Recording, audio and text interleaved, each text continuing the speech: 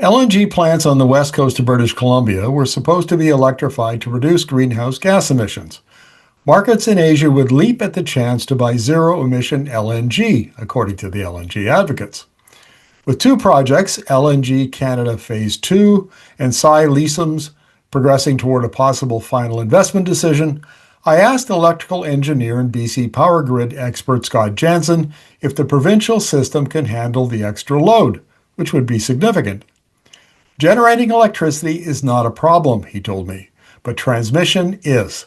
He had some interesting views about whether the plants would ever be electrified if they are indeed built. Welcome to the interview, Scott. Thanks for having me. Well, the question before us today is whether or not there's going to be enough power in BC Hydro's power grid to service two new LNG projects should they be built. That would be LNG Canada second phase and the Ksi Lisims project, which is a project with the Nisga'a Nation. And I know you understand the background to this. Maybe you can give us kind of an overview of what the demand will be and what's anticipated. Yeah, so you're looking at the size of Ksi Lisims is going to be about 800 to 1,000 megawatts of continuous usage of electricity to compress, or I guess the equivalent is 35 petajoules per year of gas. Like that's what you're looking at to just do the compression stage of this project. So my understanding is that is essentially the output of Site C hydro dam, right? Correct. In fact, over a year, Site C will not put that much out, but that is the specifications of Site C. So if it was operating 100% all the time, it would use 100% of Site C's energy production. Now, my understanding is that LNG Canada Phase 2 will draw about the same amount of electricity. So it'll be about the addition of another load of the same size on the system. Where will BC Hydro get the power for that project should it get approved? So again, the power, the amount of energy that is required is available in BC based on all the sources of production or sources of hydropower that we have. What BC Hydro does not have is enough capacity, wires capacity, to send all that electricity to the coast. So even the Ksi Lisims alone would be another 500 kV transmission line that goes out to the coast, not even including what the substation costs. So it would be a $5 billion 500 kV transmission line. And then you have transmission or substation costs on the customer side as well. Who pays for that? So right now, most of them look like about 50-50. 50% the proponent, 50% BC Hydro. They look at BC Hydro would be getting about $543 million a year in energy sales. So they basically discount that over time. But a lot of it is, 100% of it is going to be secured. And the most recent thing I've heard is that BC Hydro is asking the federal government to come in and fund the entire transmission line. Yeah, I mean, Prime Minister Mark Carney has talked about a national power grid, building infrastructure, that sort of thing. But in your opinion, because you're an electrical engineer and a grid expert, do the lines required to service these two LNG projects, would they really fit into any definition of a national power grid?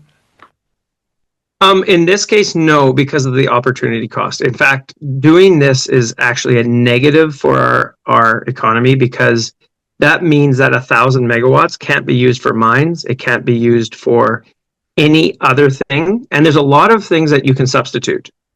In this case, you can substitute electricity for natural gas. That's part of their normal pipeline, their normal operation. In a mine, you need the electricity. There's no way to substitute for the electricity. You need it to operate. One other key point, even including carbon taxes. So the operating cost of this plant when it's electrified would be $543 million a year in energy prices. For gas and carbon tax prices, it would be $427 million a year. So it's cheaper to use the gas And another key point, you do not save anything on the emissions, on the global energy emissions or fossil fuel emissions or CO2 emissions, because if you don't use that gas to compress, that gas will be just compressed and it will be burned elsewhere. So if I So there, understand yeah, this, the gas either it's used for compression or it's compressed and then sold. Is that how correct, it works? correct. The proposal that BC Hydro or the deal that they struck with the two companies, are they getting any kind of a discount on the price of the electricity? Not that I'm hearing of. No. It may seem like it. They're going to get the transmission rate, but the transmission rate is the tariff rate that would be available to everybody, any proponent to the system. They are getting a sweet deal in terms of the studies and trying to speed things up. But if I were to bet on it, I would bet that neither of these sites will be electrified, just because the basic thing is there's not a lot, not even including the transmission cost. The capital plant cost on site is about $1.5 to $2 billion for an electric compression, and you're looking at $600 to $800 million for gas compression. So you're spending billions more for the electric compression, and your operating costs are higher. So there is no business that would go through that voluntarily. Right, and my understanding is that BC LNG is already a high-cost producer simply because there isn't a lot of infrastructure. It's, kind of in a remote area as opposed to places like Texas and Louisiana. Yeah, absolutely.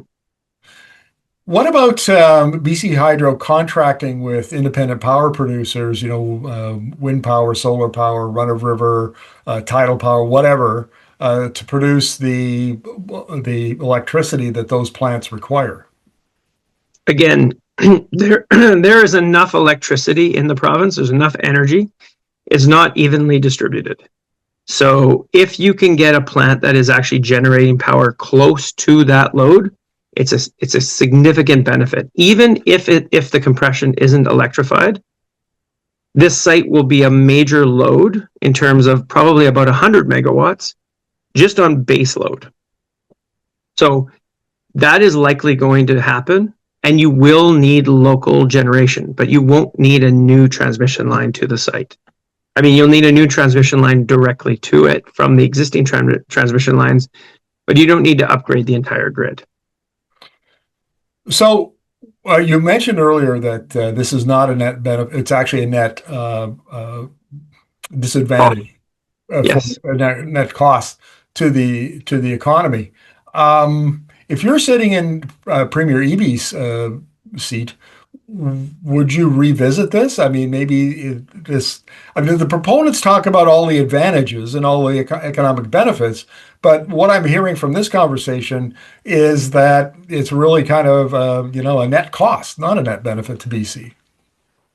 There was a deal that was done on the two wings of the BC NDP between the green side of NDP and the less green side of the BC NDP, saying that we will all agree that we are not going to be against LNG projects as long as they're electrified.